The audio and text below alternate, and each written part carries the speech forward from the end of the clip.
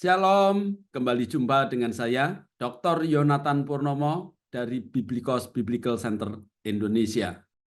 Bapak Ibu sekalian, saya akan melanjutkan serial kajian Biblika BBC episode yang ke-7. Kali ini saya mengambil judul Mengapa Sinaiticus dan WHNU Membuang Yesus. Tentunya ini akan menjadi satu kajian yang menarik, tapi sebelumnya saya ingin memperkenalkan terlebih dahulu Lembaga Biblikos Indonesia. Lembaga Biblikos Indonesia adalah organisme non-profit yang bergerak di bidang pelayanan penginjilan, penerjemahan Alkitab, literatur, dan kajian teologi biblika non-doktrinal. Ini adalah profil saya. Saya tidak usah bacakan, silakan Bapak Ibu baca sendiri nantinya. Acara ini terselenggara berkat kerjasama dengan STT Biblikos Internasional. Jika Bapak Ibu ingin mendapatkan informasi tentang program-program kami, silakan hubungi admin di 081232287787. Ini adalah disclaimer dari kami. Silakan Anda baca sendiri, saya tidak usah membacakannya. Kita langsung masuk saja ke dalam konten kita hari ini. Bapak Ibu sekalian, kita akan membahas 3 hal, yaitu yang pertama pokok masalah, yang kedua pokok bahasan, dan ketiga kesimpulan. Pokok masalah kita adalah yang pertama, di dalam kekristenan Yesus adalah sentral. Sekali lagi Bapak Ibu sekalian, kita sebagai orang Kristen kita percaya Yesus adalah segala-galanya. Yesus adalah sentral daripada iman kita. Tetapi Bapak Ibu sekalian, dulu di abad-abad awal ya, itu pernah muncul yang namanya Arianisme dan adopsionisme, di mana kedua bidat ini tidak mengakui Yesus adalah sentral. Oleh sebab itu, di dalam Sinaiticus dan Vatikanus itu bukan saja ayat-ayat tentang keilahian Yesus dibuang, tetapi juga beberapa ayat membuang Yesus itu sendiri. Nah, dalam pokok bahasan kita akan belajar tentang siapa Yesus dan mengapa kita harus percaya kepada Yesus. Bagian yang kedua, kita akan belajar tentang Arianisme juga, yang sekarang ini menjadi saksi Yehova, dan adopsionisme yang sekarang menjadi Unitarian. Dan mengapa mereka berusaha untuk membuang Yesus sebagai sentral iman orang Kristen. Baiklah Bapak Ibu sekalian, saya akan mulai saja. Karena saya tidak ingin masuk ke dalam doktrin terlalu jauh, tetapi saya tidak mungkin bicara ayat ini tanpa pengantar tentang kristologi Bapak Ibu sekalian. Oleh sebab itu saya berusaha untuk tidak masuk terlebih dahulu ke dalam doktrinnya, tetapi saya akan memberikan gambaran sedikit sebagai pengantar saja. Nah, di sini ada satu pertanyaan, siapakah Yesus? Nah, Bapak Ibu yang sudah Kristen, mungkin sudah hafal ya, tapi perlu saya ulangi saja. Di sini saya memberikan 7 poin penting sebagai pengantar daripada bahasan saya kali ini. Yang pertama, Yesus adalah Sang Firman. Bapak Ibu bisa lihat di dalam Yohanes 1 ayat 1 dan Wahyu 19 ayat 13. Kemudian yang kedua, Yesus adalah Sang Juru Selamat. Anda bisa lihat di dalam Lukas 2 ayat 11 dan Yohanes 4 ayat 42. Yang ketiga, Yesus adalah Allah. Anda bisa lihat di dalam Ibrani 1 ayat 8. Yang keempat, Yesus adalah Allah yang menjadi daging. Yohanes 1 ayat 14, Filipi 2 ayat 6 sampai 7. Yang kelima, Yesus datang ke dunia untuk menghapus dosa manusia. Anda bisa lihat di dalam Yohanes 1 ayat 29, Lukas 23 ayat 34, Ibrani 9 ayat 26, 1 Yohanes 1 ayat 7. Yang keenam, keselamatan hanya melalui Yesus. Yohanes 14 ayat 6, Kisah Rasul 4 ayat 12. Dan yang terakhir, percaya kepada Yesus adalah satu-satunya cara untuk memperoleh hidup yang kekal. Bapak Ibu sekalian, sebetulnya ada banyak. Tetapi saya memilih dari sekian banyak 7 saja. Nah, klimaksnya itu di nomor 7, Bapak Ibu sekalian. Hanya percaya kepada Yesus adalah satu-satunya cara untuk memperoleh hidup yang kekal. Nah, setelah Anda tahu gambaran tentang iman Kristen, ya.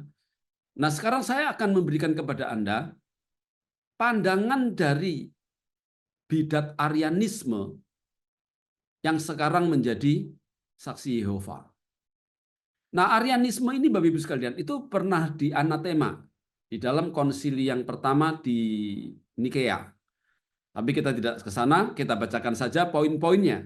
Apa yang diajarkan oleh Arianisme ini? Yang pertama, Yesus itu bukan Allah yang kekal, melainkan hanya makhluk ciptaan Allah yang tertinggi. Yang kedua, Yesus tidak sehakikat dengan Allah.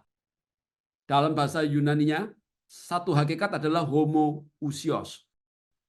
Melainkan hanya serupa dengan Allah.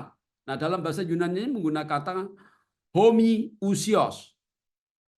Sehingga menjadikan Yesus berada di posisi di bawah Allah Bapa dalam esensi dan kekekalan. Oleh sebab itu, Bapak Ibu sekalian, nanti ke depan saya akan membahas ayat-ayat yang ada di dalam Alkitab kita, di mana nanti beberapa ayat itu sudah dimodifikasi sedemikian rupa oleh Sinaiticus dan oleh Westcott and Hort, ya, di mana Yesus itu dibuat menjadi submisif, menjadi Allah yang lebih rendah daripada Allah Bapa. Contohnya kalau Bapak Ibu melihat di dalam Yohanes 14 ayat 28, saya jamin Alkitab Anda pasti mengatakan, Bapa lebih besar daripada aku. Nah, itu nanti akan saya bahas tersendiri, ya. Nanti pada waktunya saya akan keluarkan. Nah, ayat ini sebetulnya Bapak Ibu sekalian, terjemahnya tidak begitu. Tetapi karena sudah terkontaminasi oleh bidat-bidat yang tidak percaya bahwa Yesus adalah Allah, salah satunya adalah Arianisme, maka Yesus itu dibuat menjadi lebih rendah, menjadi ada subordinasi. Nah, yang ketiga, Bapak Ibu sekalian, menurut Arianisme, keselamatan itu bukan berasal dari Yesus, melainkan berasal dari Allah Bapa. Ya, saya bisa memaklumi cara berpikirnya. Kenapa? Karena bagi Arianisme, Yesus itu adalah Allah ciptaan, Bapak Ibu sekalian. Dia adalah makhluk ciptaan yang berada di bawah Allah. Yang keempat, di dalam ajaran Arianisme, itu inisiatif tentang keselamatan dan pengampunan dosa itu berasal dari Allah Bapa, bukan berasal dari Yesus. Nah, Yesus ini cuma menjadi alat saja, menjadi instrumen untuk karya-karya keselamatan. Oleh sebab itu, Bapak Ibu sekalian, poinnya, Arianisme itu menolak Yesus mengampuni dosa manusia di atas kayu salib. Nah, di dalam episode yang ke-6, Anda tentu masih ingat ya, saya membahas Lukas 23 ayat 34. Di mana Yesus di atas kayu salib mengatakan, Bapa, ampunilah mereka. Nah, itu ditolak, Bapak Ibu sekalian. Sekarang kita akan melihat tentang bidat adopsionisme, sekarang menjadi Unitarian, ya. Yang pertama, menurut orang-orang dari adopsionis, Yesus itu adalah manusia biasa. Dia bukan ilahi. Yang kedua, menurut orang-orang dari adopsionis, karena ketaatannya, lalu Yesus diangkat menjadi anak Allah. Yang ketiga, menurut orang-orang dari adopsionis, sebutan anak Allah itu hanyalah sebuah gelar. Jadi secara ontologi, menurut orang-orang dari adopsionis, Yesus itu bukan Allah. Dia itu manusia yang karena taat kemudian diadopsi menjadi anak Allah, kemudian diberikan gelar anak Allah. Dengan demikian yang keempat, menurut orang-orang dari adopsionis, Yesus tidak memiliki kuasa ilahi untuk menyelamatkan atau untuk mengampuni dosa manusia. Yang kelima, menurut orang-orang dari adopsionis, keselamatan dan pengampunan dosa hanya dapat dilakukan oleh Allah Bapa. Nah, poin terakhir Bapak Ibu sekalian yang keenam, menurut orang-orang dari adopsionis, itulah sebabnya ayat pengampunan dosa oleh Yesus di atas kayu salib dibuang. Dan ayat-ayat yang mengatakan kita harus percaya kepada Yesus itu juga dibuang. Nah, itu nanti kaitannya dengan yang akan kita bahas kali ini di dalam Yohanes 6 ayat 47. Nah, paling tidak Anda sekarang sudah mendapatkan gambaran walaupun singkat sekali. Saya tidak menjelaskan terlalu detail karena ini sifatnya hanya pengantar. Saya ingin memberikan kepada Anda itu kajian-kajian teks-teks yang dibuang oleh para bidat. Nah, saya khawatir Bapak Ibu sekalian. Kalau Anda tidak tahu, Anda akan mengira Alkitab Anda itu kanon, padahal tidak kanon. Anda mengira Alkitab Anda itu ineransi, tidak ada salahnya, tetapi sebetulnya banyak salahnya. Bahkan yang celaka, hari ini itu banyak orang Kristen, itu tidak tahu kalau Alkitabnya itu sebetulnya banyak sekali ayat-ayat bidat yang ada di dalamnya. Oleh sebab itu, kami dari Biblikos hadir. Nah, saya berharap ini akan membuat kita itu mengkaji ulang. Kalau Anda betul-betul cinta Yesus, Anda betul-betul menghargai keselamatan yang Tuhan berikan, Anda mulai memikirkan. Sekali lagi Bapak Ibu sekalian, saya juga tidak ingin Anda langsung percaya kepada saya. Di dalam episode yang sebelumnya saya pernah mengatakan ning kesincio, pu kesincio. Rasa percaya harus ada. Tetapi rasa tidak percaya tidak boleh tidak ada. Saya ingin Anda punya rasa percaya untuk memulainya. Tetapi di dalam perjalanan Anda boleh memikirkan, boleh punya perasaan tidak percaya. Tetapi tidak percayanya bukan menolak, diuji lagi. Anda juga ikut mengkaji. Dengan demikian Anda akan mendapatkan kebenaran sejati dari Tuhan. Sebelum kita masuk ke dalam BBC episode yang ke-7, saya ingin flashback sedikit ke dalam BBC episode yang ke-6, karena ini ada kaitannya Bapak Ibu sekalian. Nah, di dalam episode yang ke-6, saya membahas Lukas 23 ayat 34. Yang saya warnai kuning ini, di dalam teks kanon Bizantin itu ada. Kemarin kita lihat di dalam teks Latin Vulgata itu juga ada. Ya. Tetapi di dalam teks tidak kanon Sinaiticus itu dimasukkan dalam tanda kurung. Nah, di sini saya kasih warna merah, saya sengaja coret. Artinya apa? Tanda kurung di sini adalah tanda bahwa dia itu diperdebatkan atau dianggap ini tidak ada di dalam teks yang tertua, Bapak sekalian. Ini menjadi perdebatan, iya atau tidak. Nah, beda dengan teks kanon Bizantin. Teks kanon Bizantin itu tegas. Ini ada. Tidak sedang diperdebatkan. Nah, teks yang tidak kanon, seperti Westcott and Hort, Nestle Aland, dan UBS, karena dia itu tidak ikut mengkanon Alkitab, dan dia tidak memiliki autografnya, sehingga dia tuh tidak tahu ini benar atau tidak, Bapak Ibu sekalian. Nah, Bapak Ibu sekalian, ini saya tunjukkan kepada Bapak Ibu sekalian. Setelah 69 tahun dibuang, Anda lihat di dalam TL 1954 yang saya kasih warna kuning itu ada. Di dalam TB1 tahun 1974 itu juga ada. Nah, di dalam TB2 tahun 2023 itu dimasukkan tanda kurung, ya. Artinya apa? Saya katakan masuk tanda kurung berarti dibuang. Kenapa kok saya berpikir demikian? Nah, ini saya tunjukkan Bapak Ibu sekalian. Anda kalau memiliki perjanjian baru Yunani Indonesia, ya, itu jelas sekali LAI itu memberikan definisi tentang tanda kurung, Bapak Ibu sekalian. Nah, definisi tanda kurungnya Anda bisa lihat ini, saya perbesar ya. Anda lihat tanda kurung, siku ini dipakai untuk mengapit kata-kata atau bagian dari kata-kata yang kehadiran dan kedudukannya dalam teks dipandang masih dalam perdebatan. Belum ada persesuaian pendapat. Jadi ini menjadi ayat yang diperdebatkan, padahal 69 tahun itu dipakai oleh orang-orang Indonesia, sudah dikhotbahkan. Tiba-tiba 69 tahun kemudian menjadi diperdebatkan.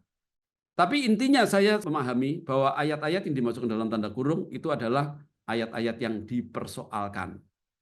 Oke, jadi Bapak Ibu sudah tahu ya.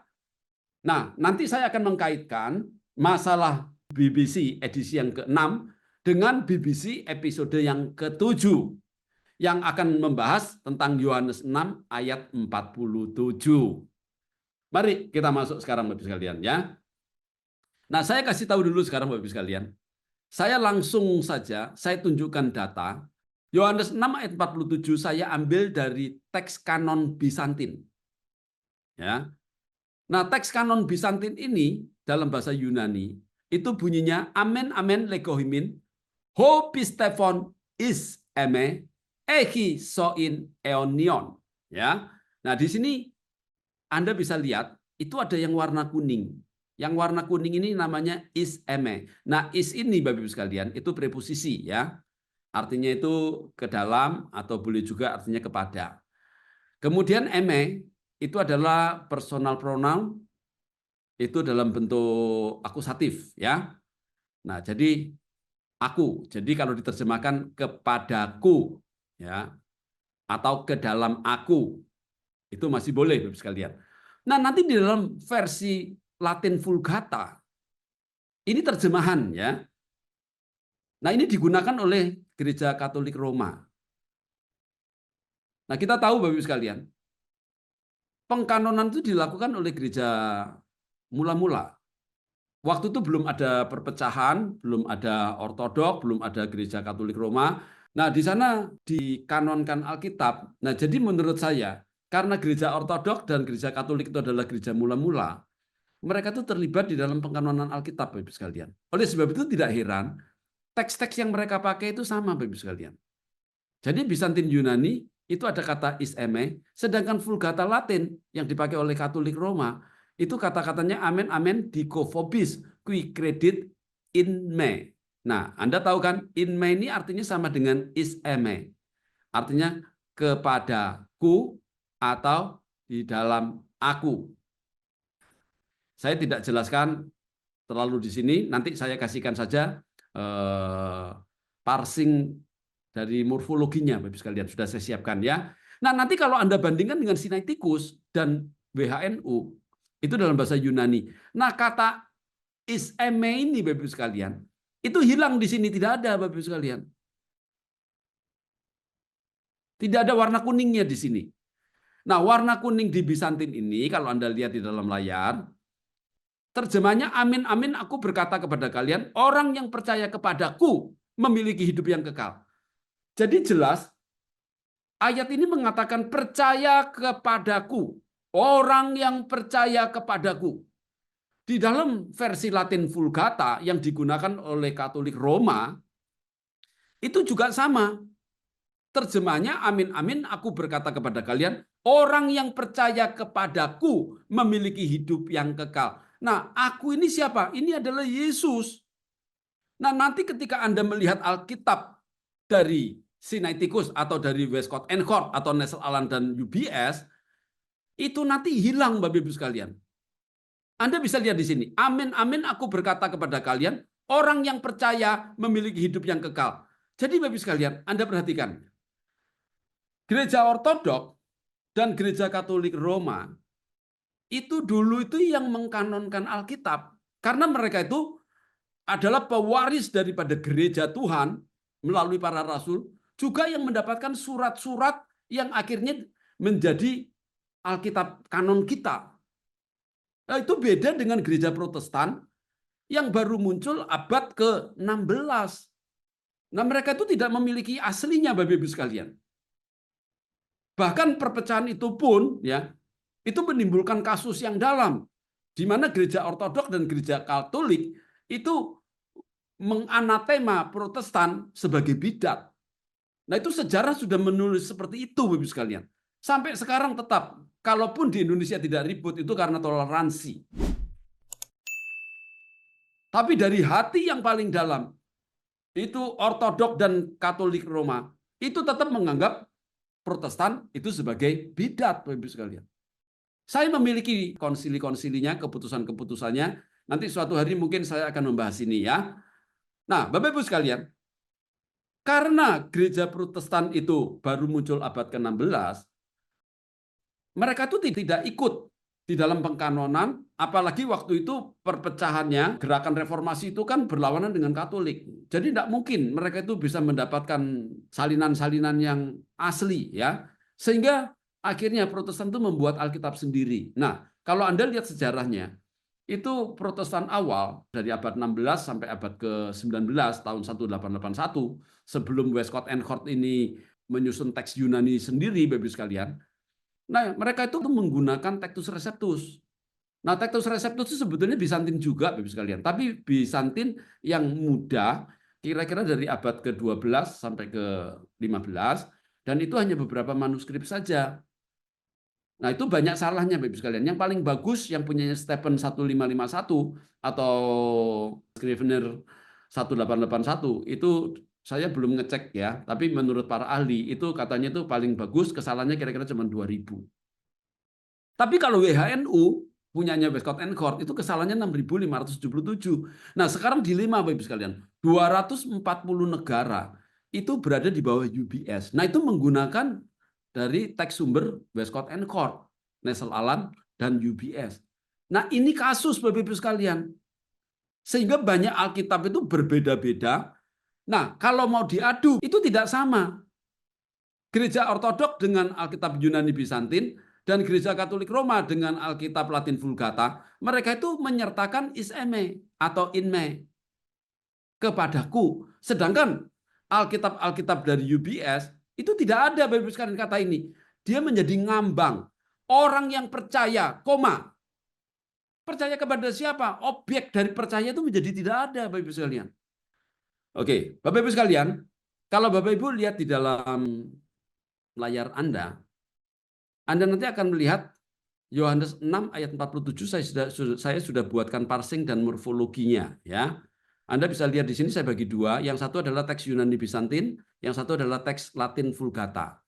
Nah, yang di bagian sini adalah bahasa Yunaninya, ini adalah morfologinya, kemudian ini adalah terjemahan bahasa Indonesianya. Sama, di dalam teks Latin juga demikian. Yang nomor satu di sini, Anda lihat kursor saya, itu adalah bahasa Latinnya, kemudian ini morfologinya, kemudian di sebelah kanan ini adalah terjemahannya. Nah, di sini Bapak Ibu sekalian, ada sedikit perbedaan, tapi maknanya tetap sama. Kenapa? Ini karena ada perbedaan struktur gramatika. Kita tahu kan, di dalam bahasa Yunani itu kan memiliki artikel, ya. Sedangkan bahasa Latin Vulgata itu tidak memiliki artikel. Makanya nanti oleh si Jerome, ya, saya tidak tahu alasannya apa, tapi yang jelas berdasarkan apa yang dia buat, saya bisa membedakan nomor 45 ini Bapak sekalian. Nomor 4 ini tidak usah dipakai Bapak sekalian. Ya, ini nanti nomor 4 ini saya tulis di sini untuk menjelaskan yang warna merah, Hopistefon. Nah, ini adalah T, ini adalah artikel tertentu, itu bentuknya nominatif singular maskulin ya. Ini artikel tertentu. Nah, sudah saya gabung dengan pistefon. Nah, ini bentuknya adalah present aktif partisip nominatif singular maskulin. Ya, ini menjadi kata benda substantif, artinya dalam bentuk atributif adalah orang yang percaya. Nah, di sini Bapak sekalian, kalau Anda lihat dalam teks Latin Vulgatanya, itu dia menggunakan relatif pronoun, ya. Dia menggunakan relatif pronoun sama nominatif maskulin singular. Nah, kemudian kata kredit ini Bapak sekalian itu menggunakan bentuk present aktif indikatif orang ketiga tunggal biasa. Jadi antara kalimat pertama ini klausa pertama yang mengatakan amin amin dikofobis. Nah, amin amin aku berkata kepada kalian ini menjadi satu klausa tersendiri, kemudian digabung dengan klausa yang kedua. Nah, itu digabung dengan menggunakan relatif pronoun ya. Nah, ini kalau dalam bahasa Ibrani itu mirip dengan kata asher ya. Oke, Bapak Ibu sekalian. Perbedaannya cuma sedikit tapi maknanya sama. Nah, sekarang setelah saya tunjukin Bizantin, Latin, dan WHNU. Nah, sekarang saya ingin menunjukkan kepada Anda Sinaiticus, Bapak-Ibu sekalian. Nah, kalau Anda lihat di sini, di dalam layar Anda, itu Yohanes 6 ayat 47, ini di sini Bapak-Ibu sekalian. Nah, sekarang saya mau perbesar, Anda lihat di sini. Itu kata-katanya amen amen legohimin, hoti, hopistefon, ekisoin, eonion. Nah, ini ada kata yang hilang, yaitu kata iseme. Kata iseme ini dihilangkan, ini tidak ada Bapak-Ibu sekalian di dalam Sinaiticus. Di dalam Vatikanus juga tidak ada. Hampir semua ya teks Alexandria itu tidak ada. Ini menimbulkan pertanyaan besar bagi kita. Bagi orang yang tidak paham tentang Alkitab kanon, yang tidak ada hubungan dengan gereja mula-mula, itu bagi dia itu tidak ada artinya, Bapak-Ibu sekalian. Apalagi orang yang belajarnya dari barat saja ya, tentang kritik teks. Itu dia tuh taunya itu semua Alkitab itu, semua salinan-salinan itu nggak ada yang sama. Jadi semuanya itu pasti ada kesalahan. Nah, dari semua yang salah tadi itu kita belajar bagaimana memilih ya teks-teks itu tadi yang mendekati kebenaran. Itu saya tidak setuju, Bapak-Ibu sekalian. Kalau Tuhan berfirman, apalagi dia janji, satu iota saja tidak boleh hilang. Bagaimana mungkin kita bisa mentolerir ada 6.500 kesalahan? Itu tidak masuk akal, Bapak-Ibu sekalian. Tuhan kita itu adalah Tuhan yang maha kuasa. Dia sanggup menjaga firman-Nya. Kalau dia menjaga firman-Nya saja tidak sanggup, Alkitab yang diilhami oleh Roh Kudus sekarang sudah tidak ada yang sama persis dengan aslinya, tidak ada satupun yang sama persis dengan autografnya. Berarti dia tidak sanggup menjaga firman-Nya. Lah kalau dia tuh firman-Nya saja tidak sanggup dijaga, bagaimana dia bisa menjamin keselamatan kita, Bapak-Ibu sekalian? Itu dulu yang membuat saya itu berpikir, kenapa saya itu minta kepada Tuhan, Tuhan, kasih saya hikmat Tuhan. Tunjukin sama saya Tuhan. Akhirnya Tuhan membawa saya sampai ke gereja mula-mula, sampai saya itu mendapatkan Alkitab itu. Dan setelah saya cek, saya terjemahkan, itu tidak ada yang tabrakan, Bapak sekalian. Justru saya menemukan ya ribuan. Saya data satu persatu dan saya lihat betul. Nah, yang di barat, Bapak sekalian, itu tidak terpikirkan seperti ini. Karena bagi mereka, itu memang Alkitab itu banyak kesalahannya. Oleh sebab itu kalau Bapak Ibu bicara tentang Alkitab kepada orang-orang yang pahamnya liberal, mereka itu masa bodoh. Karena bagi mereka itu Alkitab itu hanya berisikan firman Tuhan. Kalau ada salah sana sini ya biasalah, itu seperti buku biasa kok. Cuman di dalamnya itu ada ya firman Tuhan gitu saja. Tapi di dalamnya juga ada perkataan manusia, ada perkataan setan. Jadi bagi dia tuh kalau ini salah itu salah itu biasa dianggap, karena dianggap buku biasa. Beda dengan saya. Saya mengatakan Alkitab itu harus kanon, harus ineransi, harus tidak ada yang salah. Kenapa? Karena itu firman Tuhan. Tuhan bilang kalau satu iota saja tidak boleh dihilangkan sebelum hari Tuhan. Bagaimana sekarang Tuhan belum datang, Alkitab sudah banyak kesalahannya. Saya heran kalau Anda orang Kristen, apalagi Anda itu seorang dosen, Anda seorang ketua STT, Anda seorang pendeta, Anda seorang ketua sinode, Anda tidak peduli dengan hal ini. Jujur ya, itu patut dipertanyakan siapa Anda. Mari kita lanjutkan ya. Nah, sekarang saya ingin menunjukkan kepada Anda, benar nggak ini seperti ini? Saya akan mengajak Anda masuk ke Sinaiticus. Ini Bapak-Ibu sekalian, ini sudah saya buka, Anda tinggal lihat saja masuk dalam Kodeks Sinaiticus, itu alamatnya https, itu kodeksinaiticus.org. Anda nanti bisa screenshot, Anda bisa lihat alamatnya. Nah ini saya untuk mempersingkat waktu sudah saya setting, ini Yohanes, ini chapter 6. Ya, jadi pasal 6, kemudian verse 47. Artinya ayat ke-47. Nah di sini sudah saya perlihatkan, amin, amin, legohimin. Amin, amin, aku berkata kepada kalian, hoti. Sebab, hopistefon, orang yang percaya, ehi, soin, eonion. Dia memiliki hidup yang kekal. Nah, di sini ada kehilangan kata yang saya ngomong tadi, yaitu kata iseme. Dalam bahasa Latin itu inme. Itu hilang, Bapak-Ibu sekalian. Kenapa? Ini ada hubungannya. Karena Kodeks Sinaiticus maupun Vatikanus, terutama yang dari Alexandria, mereka itu memang, Bapak-Ibu sekalian, itu terkontaminasi oleh bidat adopsionis. Anda ikutin saja pemaparan saya di dalam YouTube.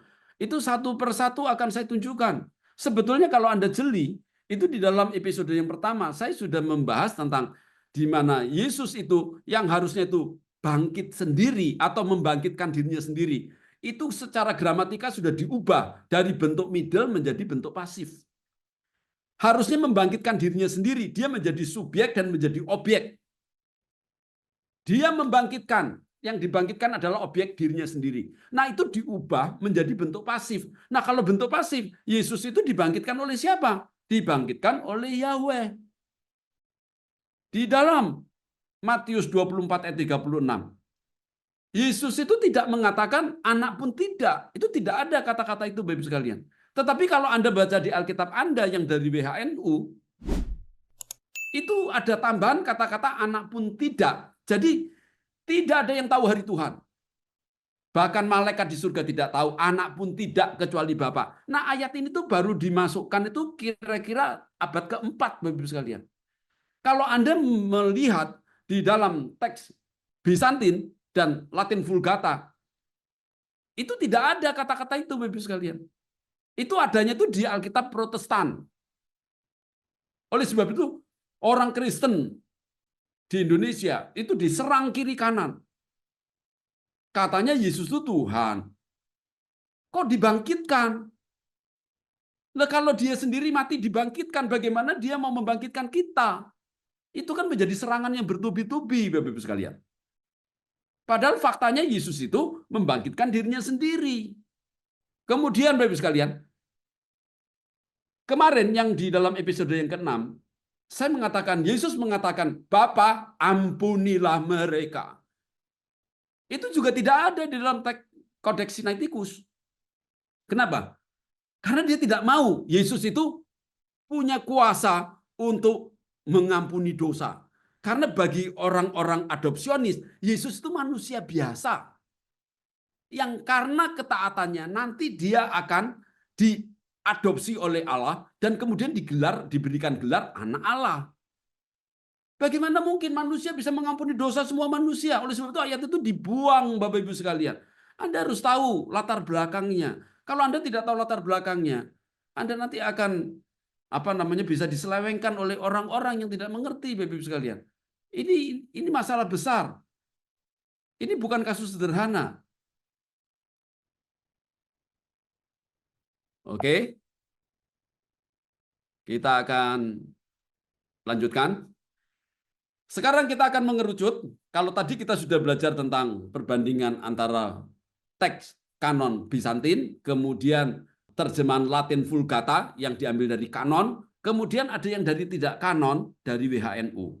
Nah, sekarang saya akan mengerucut, Bapak Ibu sekalian, perbandingan antara BYZ dan WHNU. Nah, kita akan kaitkan dengan beberapa terjemahan ya. Oke, mari kita lihat sekarang. Bapak Ibu lihat di sini singkat saja. Kalau Anda melihat di dalam teks kanon Bizantin, itu ada kata is eme. Nah, inilah yang nanti diterjemahkan kepadaku. Jadi jelas, objek daripada orang percaya itu adalah kepadaku. Jadi Tuhan Yesus bilang, amen, amen, legohimin. Hopi Stefan is eme ekisoin eonion.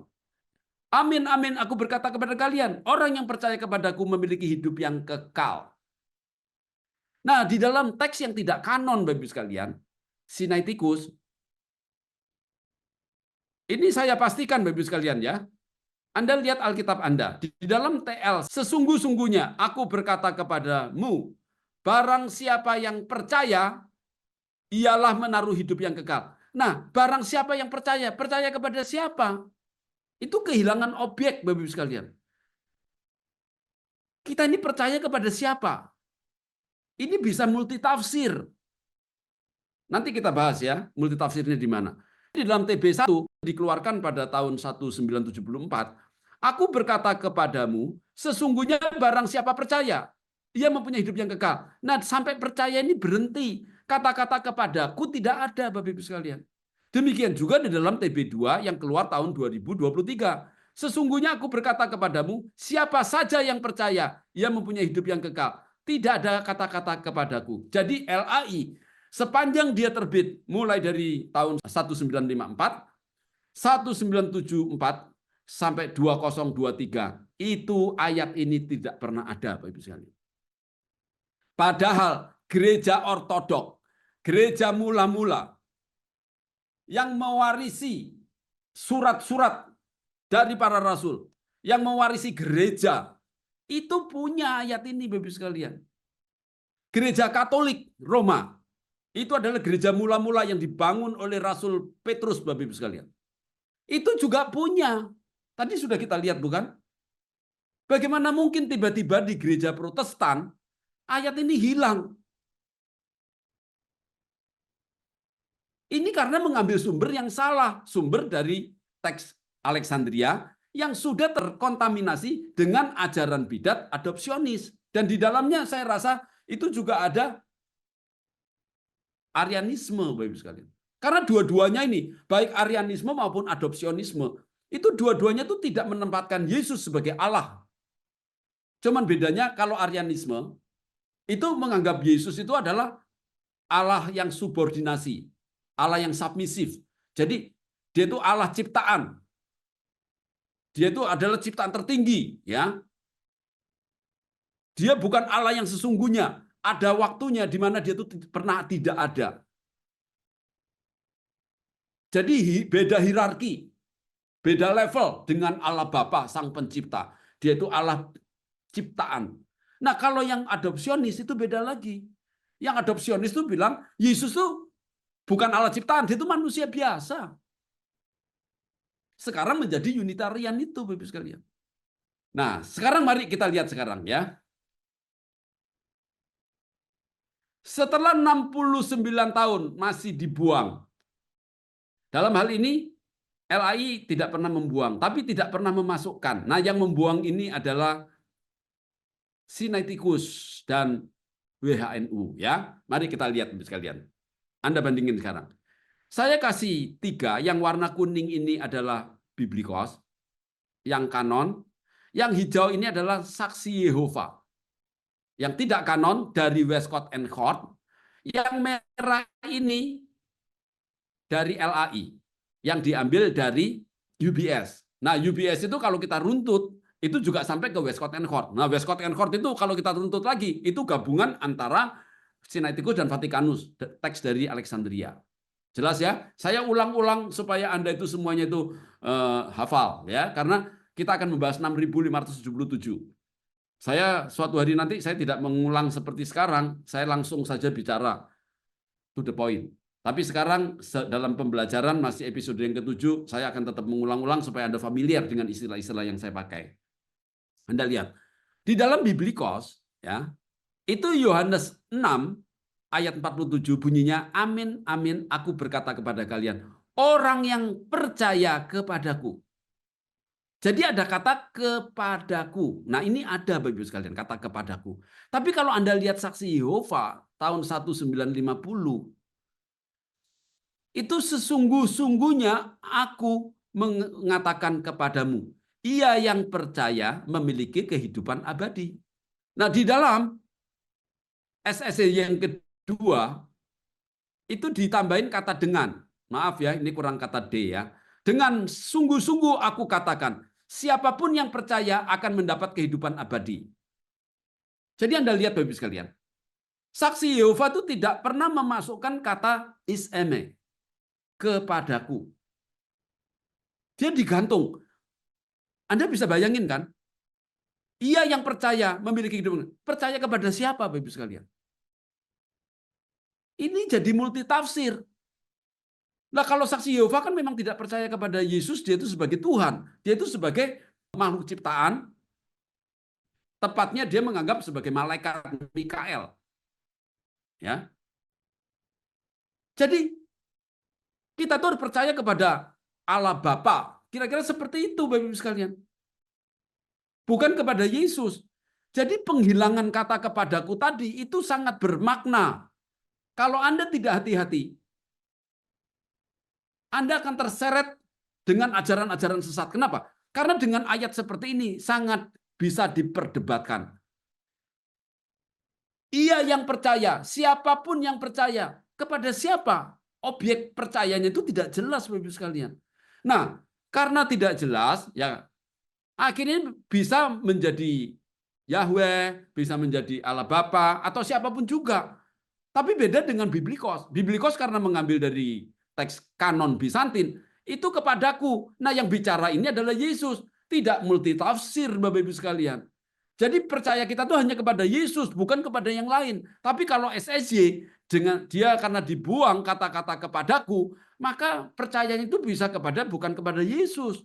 Karena dia bilang, oh Yesus itu kan cuma makhluk ciptaan. Kita harus percaya kepada Bapa, kepada Yahweh. Coba, setelah Anda tahu begini, apakah Anda rela kata-kata kepadaku itu dibuang? Saya bisa buktikan ayat-ayat paralel di mana percaya itu harus kepada Yesus. Kalau Anda membaca di dalam Yohanes 3 ayat 15-16, itu jelas dikatakan, percayanya itu kepada Yesus, bukan kepada Bapa, Bapak Ibu sekalian. Tapi dengan dihilangkan kata-kata kepadaku, itu menjadi ambigu sekarang. Jadi nggak jelas lagi percaya kepada siapa. Nah, celakanya Bapak Ibu sekalian, itu TL itu sama. Di dalam TL 1954, sesungguh-sungguhnya aku berkata kepadamu, barang siapa yang percaya, ia menaruh hidup yang kekal. Saya tidak mempersoalkan terjemahan ya. Terjemahannya mau salah mau gimana bagi saya tidak penting. Yang saya perhatikan di sini adalah teks yang hilang. Di dalam teks kanon ada, di dalam yang tidak kanon tidak ada. Bizantin itu gereja mula-mula, Bapak Ibu sekalian. Dia tidak perlu mencari manuskrip. Kenapa? Karena dia memiliki teks asli. Gereja Katolik itu gereja yang dibangun oleh para rasul. Katolik juga tidak perlu mengumpulkan manuskrip-manuskrip dari tempat sampah. Tidak perlu. Itu gereja mula-mula itu bisa dipercaya, Bapak Ibu sekalian. Nah, mereka itu yang memiliki Alkitab itu. Bukan Protestan. Protestan itu tidak mempunyai aslinya, itu setelah 1600 tahun kemudian baru berdiri. Nah, mereka itu mencari nanti Alkitab dari manuskrip-manuskrip, kemudian mencoba merekonstruksinya. Oleh sebab itu ganti terus, ya. Makanya keributan terbesar itu di Protestan. Sekarang udah berapa puluh ribu, Bapak Ibu sekalian. Karena setiap orang yang baca Alkitab itu bisa ribut. Gara-gara kitabnya tidak betul. Tidak kanon, banyak salahnya. Nah, di dalam TB 1 yang keluar tahun 1974, bunyinya sama. Aku berkata kepadamu, sesungguhnya barang siapa percaya yang mempunyai hidup yang kekal. Di dalam TB 2 tahun 2023, sesungguhnya aku berkata kepadamu, siapa saja yang percaya yang mempunyai hidup yang kekal. Nah, percayanya kepada siapa? Ini tidak jelas semua. Dari saksi Yehova maupun dari LAI tidak jelas, Bapak sekalian. Ini debatable ini. Ini sangat bisa diperdebatkan. Yang satu nanti bilang, oh percaya kepada Yesus. Yang satu bilang, oh enggak, ini percaya kepada Yahweh. Yang satu lagi, oh kepada Bapa. Jadi macam-macam ya. Nggak jelas itu. Ini krusial, Bapak sekalian. Oleh sebab itu saya mengangkat satu persatu. Saya tidak bisa kasihkan ini loh ayat-ayatnya yang salah ini. Nggak ada gunanya karena orang kalau cuma dikasih tahu ayatnya yang salah dia tidak tahu maknanya di mana. Oleh sebab itu saya harus memberikan pengertian. Saya jelaskan satu persatu walaupun harus membuang banyak waktu bagi saya. Tapi karena demi cinta saya kepada Tuhan juga cinta saya kepada Anda semuanya Bapak sekalian. Saya rela melakukan ini walaupun saya dihujat di sana sini. Saya dibenci di sana sini. Sebagian mengucilkan saya. Oh, bagi saya itu tidak penting, Bapak sekalian. Ketika saya percaya kepada Tuhan, saya sudah tahu resikonya. Dan saya tidak minta dikasihani manusia. Saya akan tetap lakukan demi cinta saya kepada Tuhan dan kepada Anda semuanya. Oke? Sekarang Bapak Ibu sekalian, kita mau bertanya. Kalau begitu apa sih pentingnya kata is eme yang artinya kepadaku? Kenapa kata-kata ini kok bisa dihilangkan oleh Sinaiticus dan Vatikanus dan WHNU? Loh, mereka itu kan ahli. Katanya banyak ahli critical text. Mereka kan tahu bahwa di dalam Bizantin ayat ini ada. Di dalam Latin Vulgata juga ada. Kenapa tidak dimasukkan? Ya paling sedikit dimasukkan saja, kasih tanda kurung. Betul nggak? Kan kebiasaannya si Westcott and Hort, Nestle Aland, sama UBS, itu kan ayat-ayat yang ada di manuskrip lain itu kan dimasukin katanya. Terus dikasih tanda kurung, diperdebatkan. Loh, kenapa kata-kata is eme ini kok tidak dimasukkan? Padahal ada dipakai oleh dua gereja mula-mula, yaitu gereja Ortodok di Yunani dan gereja Katolik Roma dalam versi Latin Vulgatanya. Kan jelas dipakai sama dua gereja mula-mula. Kenapa tidak dimasukkan dalam kurung, Bapak Ibu sekalian? Dianggap itu tidak ada. Dianggap itu yang dari Ortodok dan dari Katolik itu yang salah. Harusnya tidak ada itu. Kamu masukin. Loh, padahal kita tadi sudah belajar ya. Di dalam buku yang saya tunjukkan tadi, dari LAI, itu kan ada tanda kurung tegak satu, ada tanda kurung tegak ganda. Ya. Nah, yang tegak ganda tadi, itu kan untuk ayat-ayat yang ditambahkan kemudian. Kan sudah ada fasilitasnya kan, yaitu tanda kurung tegak ganda. Loh kenapa? Ini kan anggaplah ditambahkan. Kan bisa dimasukkan di kisah tanda kurung tegak ganda. Tapi kan tidak sama sekali. Ini timbul pertanyaan. Ayat ini dipakai oleh dua gereja mula-mula. Gereja pewaris daripada pelayanan para rasul. Justru ayat yang jelas-jelas ada di dua gereja mula-mula ini itu tidak dimasukkan, Bapak Ibu sekalian. Ini karena ada politiknya ini, yaitu politik teologi, ya. Karena yang menyusun Sinaiticus, Vatikanus, termasuk si Westcott and Hort,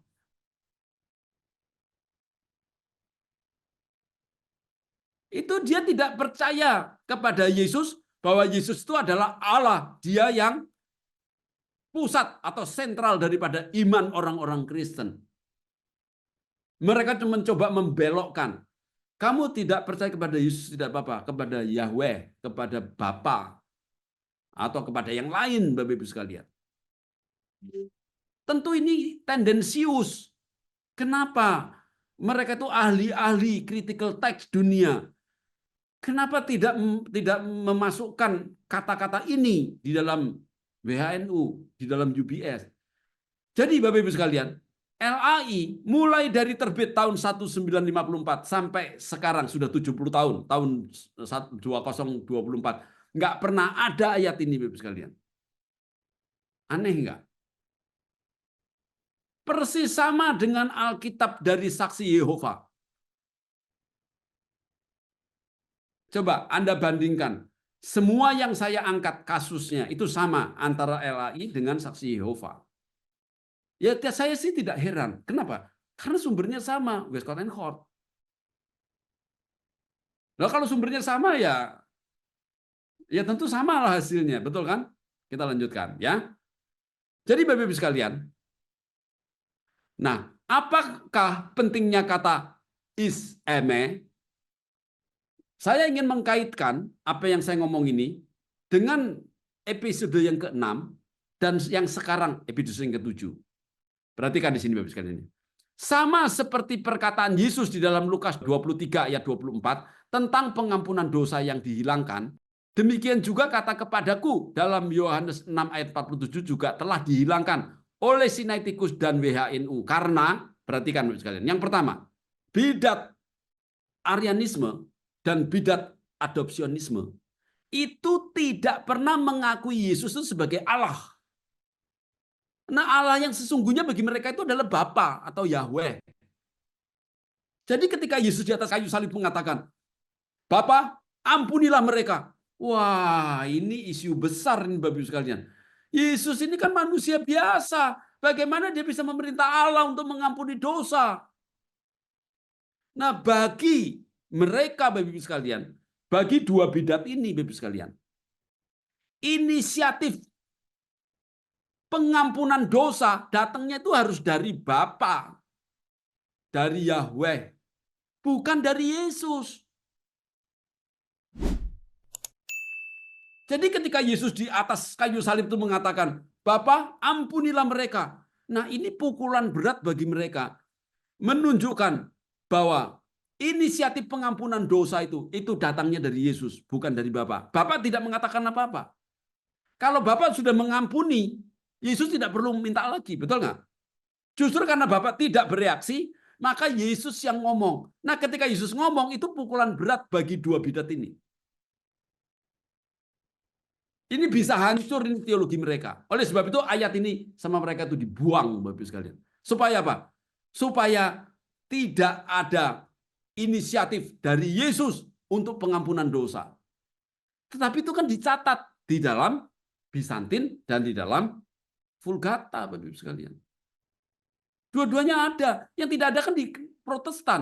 Karena Protestan ngambil dari Westcott and Hort, Westcott and Hort mengambil dari Sinaiticus dan Vatikanus. Kecuali Bapak Ibu sekalian, Protestan awal ya. Nah, Protestan awal itu yang dari zaman Luther sampai tahun 1881 sebelum Westcott and Hort keluar. Nah, itu mereka masih menggunakan perjanjian baru Textus Receptus. Nah, di dalam Textus Receptus itu masih sama Bapak Ibu sekalian. Masih ada. Tapi sekarang setelah globalisasi demikian, itu sepertinya hampir semua sekarang lebih populer menggunakan punyanya UBS. Sampai-sampai yang di Indonesia saja, Katolik itu, Bapak sekalian, itu Alkitabnya sama dengan punyanya LAI, punyanya UBS. Makanya nanti kalau teman-teman dari Katolik melihat ayat-ayatnya kok berbeda dengan yang saya jelaskan dari Latin Vulgata, Anda juga tidak usah kaget ya. Karena Katolik yang di Indonesia itu yang berbeda itu mungkin hanya di Deuterokanonikanya saja. Lainnya mungkin sama dengan punyanya LAI yang dari UBS. Begitu Bapak Ibu sekalian. Jadi ini perlu pemikiran yang keras Bapak Ibu sekalian dan perlu kecintaan yang besar kepada Tuhan untuk kita bisa mengatasinya. Jadi Bapak Ibu sekalian, yang kedua sekarang di dalam Yohanes 6 ayat 47 itu bidat adopsionis dan bidat Arianisme itu juga tidak suka dengan perkataan ya orang yang percaya kepadaku memiliki hidup yang kekal. Itu tidak suka. Kenapa? Karena mereka mengajarkan bahwa hidup kekal itu datangnya dari Bapa. Kalau Anda percaya kepada Bapa, percaya kepada Allah, Anda percaya kepada Yahweh, nah Anda mendapatkan hidup kekal. Nah, mereka itu kan tidak mengakui Yesus sebagai Allah, betul kan? Mereka itu mengakui Yesus itu adalah ciptaan biasa. Kalau yang adopsionis, Unitarian, lebih parah lagi, Yesus itu manusia biasa seperti kita, Bapak Ibu sekalian. Sama sekali dia tidak mengakui keilahian Yesus. Jadi mereka sepakat, cocok kalau kata iseme itu dibuang. Karena dengan tidak adanya kata-kata ini, maka Yesus itu menjadi bukan Allah lagi. Dia bukan ilahi lagi. Dia bisa dijadikan ciptaan. Dia dijadikan manusia. Tapi kalau dua ayat ini Bapak Ibu sekalian, Lukas 23:34 dan Yohanes 6 ayat 47 dipertahankan, ada kata-kata, Bapa, ampunilah mereka. Orang yang percaya kepadaku memiliki hidup yang kekal. Wah, ini menghancurkan dua bidat tadi, Bapak Ibu sekalian. Mari kita lihat sekarang. Supaya Anda tahu secara lebih detail, saya sudah buatkan sekarang di sini ya. Inti ajaran Arianisme dan ajaran adopsionisme. Anda perhatikan, Arianisme sekarang itu mirip dengan Saksi Yehova. Sedangkan adopsionisme mirip dengan Unitarian. Ya. Anda lihat di sini, yang pertama, menurut Arianisme, Yesus adalah makhluk ciptaan. Kalau menurut adopsionisme, Yesus adalah manusia biasa. Yang kedua, menurut Arianisme, Yesus adalah Allah yang diciptakan. Dia itu bukan Allah yang sesungguhnya. Dia itu adalah ciptaan yang tertinggi. Maka dia itu dijadikan Allah. Tapi Allah yang submisif, Allah yang subordinasi, berada di bawah Bapa. Makanya Yesus mengatakan, Bapa lebih besar daripada aku. Itu terjemahan yang salah, Bapak Ibu sekalian. Nanti ya, episode yang keberapa nanti saya akan angkat itu. Saya tunjukin sama Anda bagaimana cara menerjemahkannya. Nah, di dalam adopsionisme, itu Yesus adalah manusia yang diangkat menjadi anak Allah. Dia itu manusia biasa yang kemudian karena ketaatannya diangkat menjadi anak Allah. Beda dengan Arianisme. Dia memang sengaja diciptakan sebagai ciptaan yang tertinggi. Tapi bukan Allah yang sesungguhnya. Mirip kan? Beda-beda dikit kan? Yang nomor 3. Arianisme menganggap Yesus itu tidak sehakikat dengan Allah Bapa. Tidak sama. Tadi sudah saya kasih tahu ya. Dalam bahasa Yunani itu kan ada kata-kata homoousios. Satu lagi homiousios. Nah, homo itu sama. Tapi ke homi itu artinya serupa, mirip. Golongan Arianisme itu mengatakan Yesus itu tidak satu hakikat. Dia cuma mirip, serupa. Dia menggunakan homi. Nah, di dalam adopsionisme, Yesus itu tidak sehakikat dengan Allah Bapa. Kenapa? Karena yang satu Allah ilahi, yang satu manusia. Yang nomor 4, Arianisme itu menganggap Yesus itu cuma alat keselamatan. Nah, di adopsionisme, Yesus juga alat keselamatan. Nomor 5, Yesus tidak memiliki kuasa untuk menyelamatkan. Di adopsionisme juga Yesus itu tidak memiliki kuasa untuk menyelamatkan. Nomor 6, Yesus tidak berkuasa mengampuni dosa. Nah, di adopsionisme ini Yesus tidak berkuasa mengampuni dosa. Perhatikan Bapak sekalian ya. Kalau Anda perhatikan di sini, sentral keselamatan dan pengampunan dosa itu bagi Arianisme dan adopsionisme itu ada pada Allah Bapa, bukan pada Yesus. Sementara di dalam Lukas 23 ayat 34, Yesus berkata, Bapa ampunilah mereka. Sentralnya itu Yesus. Inisiatif pengampunan dosa itu datangnya dari Yesus. Nah, itu yang tidak bisa diterima oleh Arianisme dan adopsionisme. Demikian juga yang ada di dalam Yohanes 6 ayat 47. Ketika Yesus mengatakan, orang yang percaya kepadaku memiliki hidup yang kekal. Mereka tidak mau Yesus itu menjadi sentral daripada pengampunan dosa, dari penyelamatan, kemudian sentral daripada orang beriman. Dia tidak mau, Bapak Ibu sekalian. Oleh sebab itu ayat-ayat ini tuh dibuang. Ini kesengajaan. Kita lanjutkan, ya. Nah, untuk menutup bagian ini, Bapak Ibu sekalian, saya akan memberikan kajian tentang dampak teologisnya. Kalau Anda melihat dalam Lukas 23 ayat 34, Yesus mengatakan, Bapa ampunilah mereka. Nah, di dalam Yohanes 6 ayat 47, orang yang percaya kepadaku memiliki hidup yang kekal. Perhatikan sekalian. Ya. Inisiatif pengampunan dosa itu ada pada Yesus, bukan pada Allah Bapa. Betul nggak? Karena Allah Bapa di sini terlihat pasif. Tetapi Yesus ketika disalibkan dia mengatakan, Bapa ampunilah mereka. Ini yang tidak disuka oleh para bidat, adopsionis, dan Arianisme. Di dalam Yohanes 6 ayat 47, syarat hidup yang kekal adalah percaya kepada Yesus, bukan percaya kepada Allah Bapa. Betul nggak? Kalau Anda membaca di dalam kitab Bizantin atau Latin Vulgata, itu hidup kekal itu kalau Anda percaya kepada Yesus. Orang yang percaya kepadaku memiliki hidup yang kekal. Tetapi kalau Anda membaca punyanya Saksi Yehova dan LAI, itu kepadakunya tidak ada kan Bapak sekalian. Itu bisa multitafsir, itu bisa percaya kepada Bapa, kepada Yahweh, atau kepada yang lain. Coba renungkan, penting nggak kata-kata ini? Yang kedua, ya. Di dalam Lukas 23 ayat 34, sehubungan dengan kata Bapa ampunilah mereka, nah Yesus adalah Allah sekaligus juru selamat. Jelas sekali.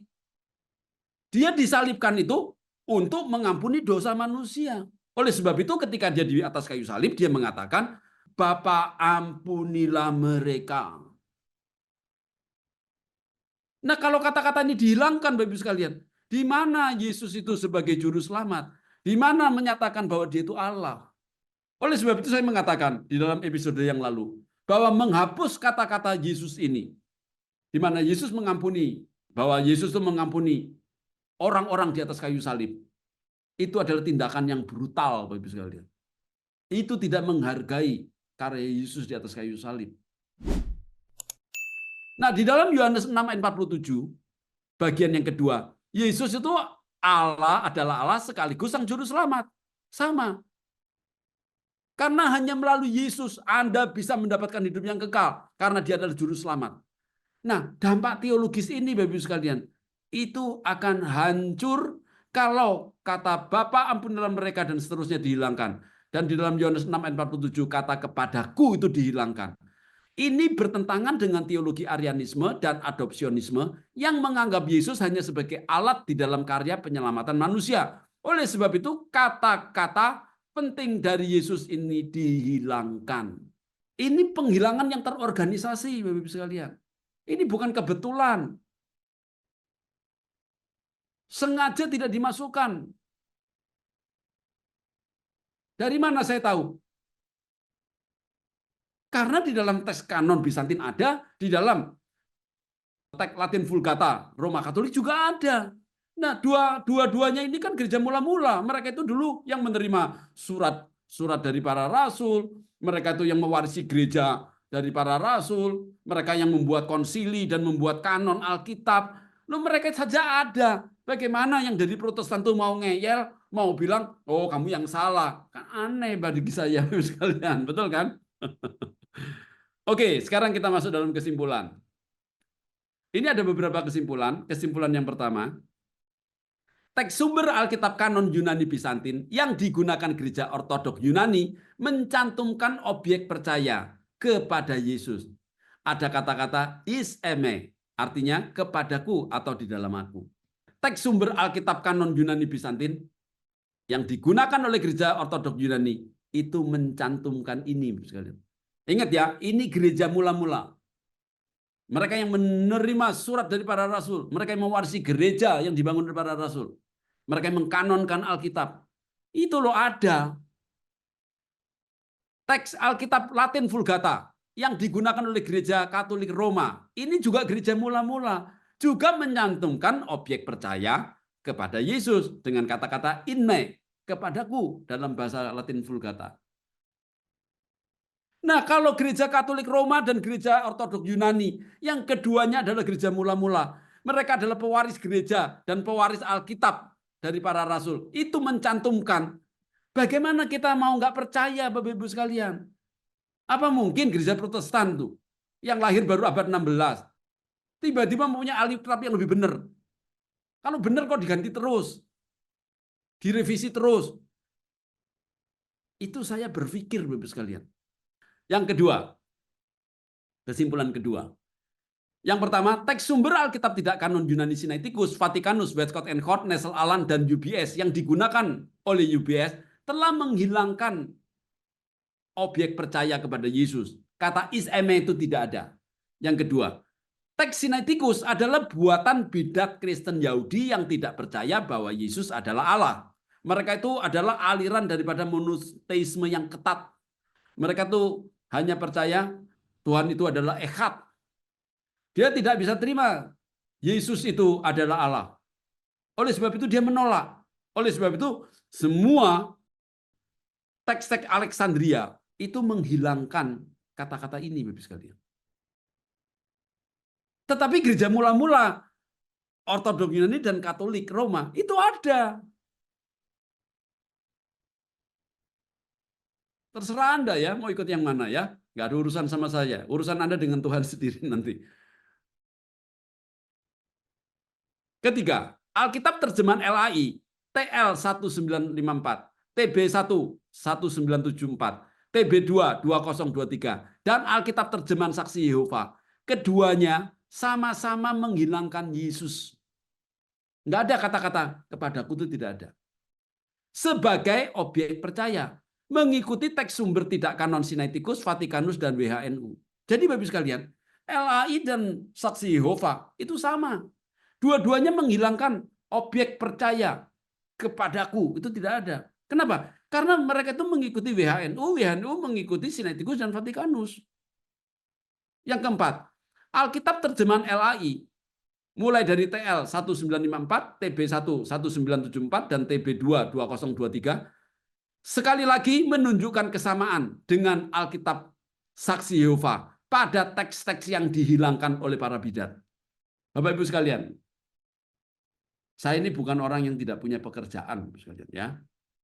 Kalau ini tidak krusial, tidak penting, saya tidak mungkin habiskan waktu untuk penelitian untuk menyampaikannya untuk Anda. Dari awal saya membahas ini, saya sudah tahu saya akan dimusuhi oleh banyak orang. Dan saya lakukan itu, Bapak Ibu sekalian. Demi saya itu bisa memberitakan kebenaran kepada Anda.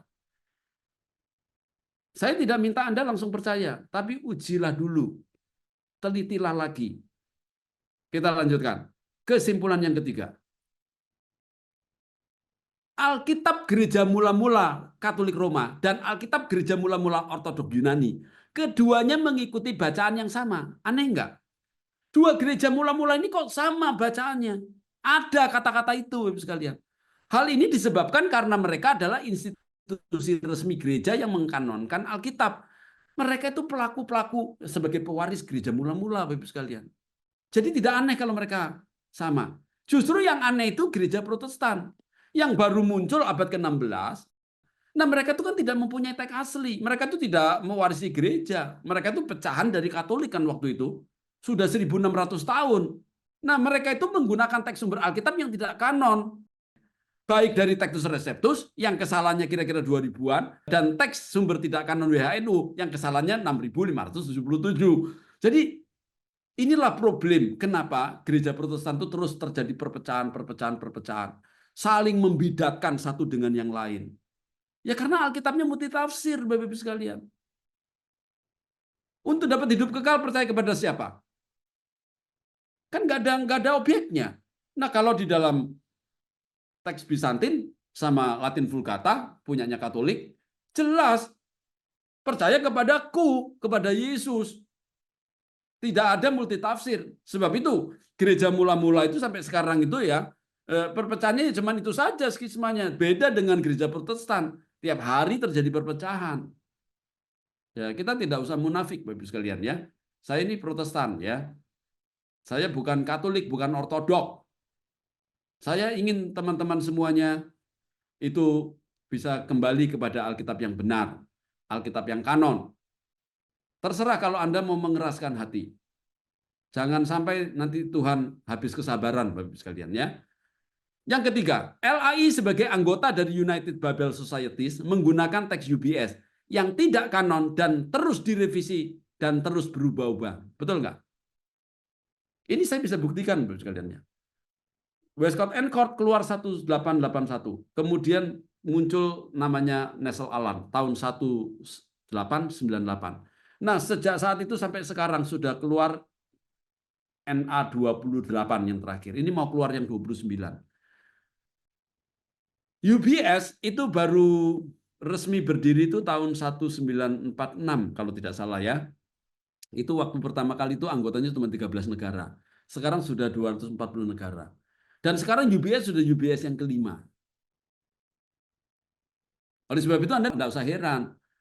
Nanti TB1 diubah ke dalam TB2 banyak perubahan. Nanti keluar TB3 nanti akan begitu lagi. Karena induknya UBS itu berubah-ubah terus Bapak Ibu sekalian. Oke, kita masuk ke dalam kesimpulan yang keempat. Bapak Ibu sekalian, penghapusan Yohanes 6 ayat 47 itu menjadikan perkataan Yesus kehilangan objek percaya. Sehingga perkataan Yesus dapat ditafsirkan percaya kepada Allah Bapa atau percaya kepada Yahweh. Itu dua-duanya bisa. Atau kepada yang lain. Sehingga bisa tidak menunjuk kepada Yesus lagi.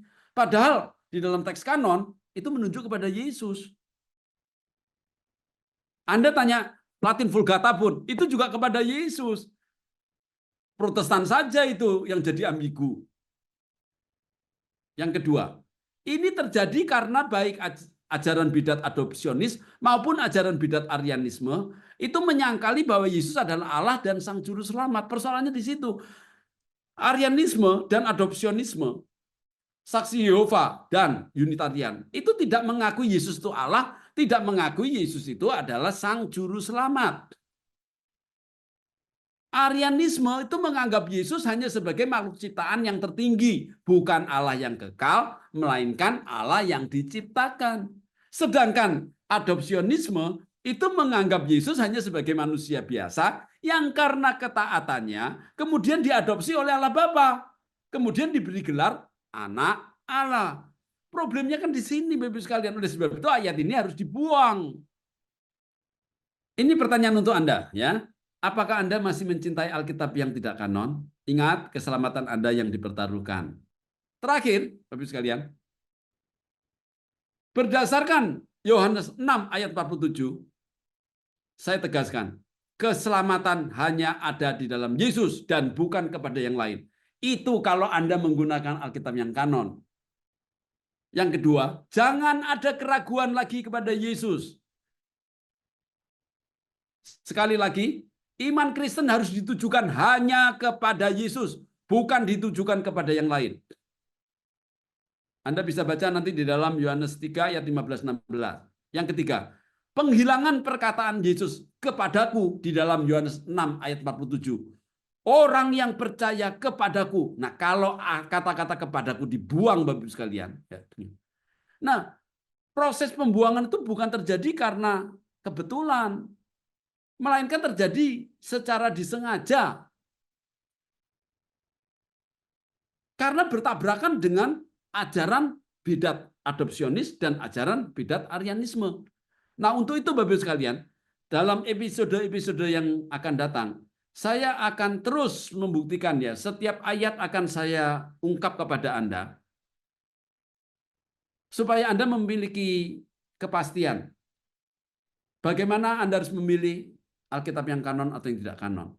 Sekarang masih terlalu dini ya, baru 7 episode. Anda masih mikir-mikir, enggak apa-apa. Saya akan tunjukkan kepada Anda. Dan kalau Anda ingin mendukung secara moral, terutama bagi Anda yang ingin nanti mendapatkan Alkitab dari Biblikos, silakan Anda isi dulu masuk ke sini Bapak Ibu sekalian.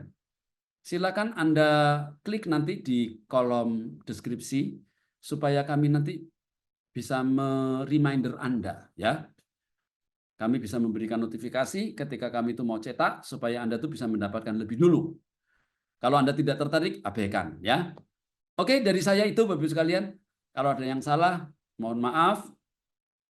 Kita sesama anak Tuhan, kita saling melengkapi ya. Mungkin saya salah ngomong atau ada kata-kata yang tidak Anda sukain, yang menyinggung Anda, tolong dimaafkan saja. Oke, Bapak Ibu sekalian ya. Sampai jumpa pada episode yang ke-8. Tuhan Yesus memberkati Anda sekalian. Amin.